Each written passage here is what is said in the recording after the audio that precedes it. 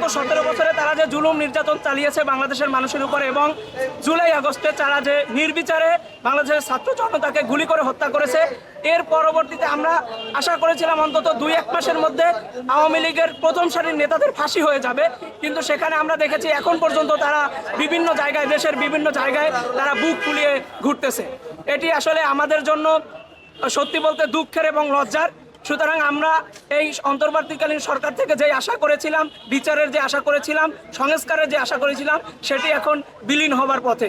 সুতরাং ছাত্র জনতা আপনারা দেখেছেন যে গত 2 দিন আগে ভারতে বসে খুনি হাসিনা যে ভাষণের ঘোষণা দিয়েছে, তারপরে বিক্ষুব্ধ ছাত্র জনতা আবার বাংলাদেশে কিন্তু আইন হাতে তুলে নেওয়ার মতো কিন্তু দুঃসাহস দেখিয়েছে।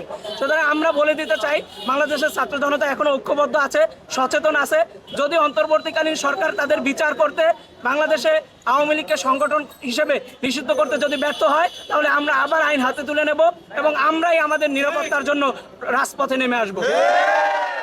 আজকে আমাদের এই কর্মসূচি এবং জানান দেয়া, আমরা আশা করি সারা বাংলাদেশে যেমন এরকম কর্মসূচির মাধ্যমে আওয়ামী লীগের বিচারের পক্ষে যে জনমত তৈরি হয়েছে, অন্তর্বর্তীকালীন সরকার এটিকে মূল্যায়ন করে দ্রুততম সময়ের মধ্যে আওয়ামী লীগের বিচার কার্যকর করবে এবং পাশাপাশি সংগঠন হিসেবে আওয়ামী লীগকে নিষিদ্ধ করবে।